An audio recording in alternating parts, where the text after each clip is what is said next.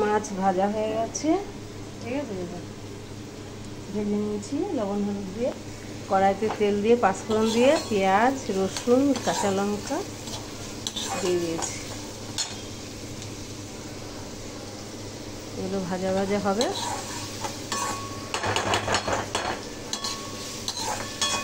খুব বেশি একটা তেল দেয়নি। আর এদিকে ভাত হচ্ছে, দেখতে পাচ্ছেন তেল, টমেটো আর জিরার গুঁড়ো আর হচ্ছে গরম মশলার গুঁড়ো একটু দিলাম, এই যে, ঠিক আছে, 1 চামচ। এবার এটাকে ভালো করে নাড়া দেবো। আর লবণ দেবো, লবণ নেই, পরিমাণ মতো লবণ।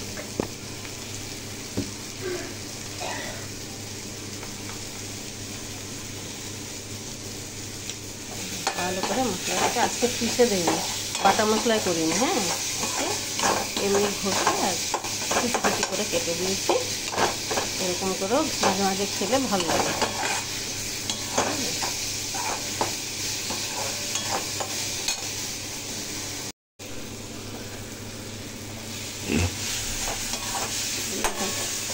এর মধ্যে জল ঢেলে দিলাম, পরিমাণ মতো জল।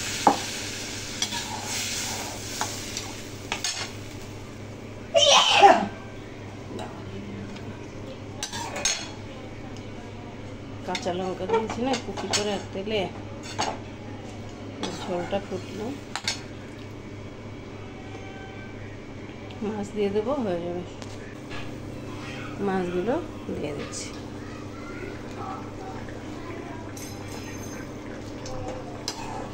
বন্ধুরা এরকম করেও খেয়ে দেখতে পারেন, ভালোই লাগে, খারাপ না।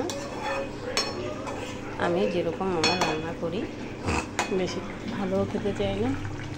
এটা তরির সবজি, বড়ি দিয়ে করলে ভালো লাগে, বড়ি খেতে চায় না ছেলে। ঠিক আছে, তাহলে মাছটা হয়েই গেছে, ঠিক আছে, নামিয়ে দেবার একটু করে। তাহলে আপনার রেসিপিটি যদি ভালো লাগে লাইক কমেন্ট শেয়ার করবেন। আগামী দিনে একটা নতুন কোনো রেসিপি নিয়ে, শরীর সুস্থ থাকবে, ভালো থাকবে, টাটা বাই বাই, রাখছি। মাছটা এরকম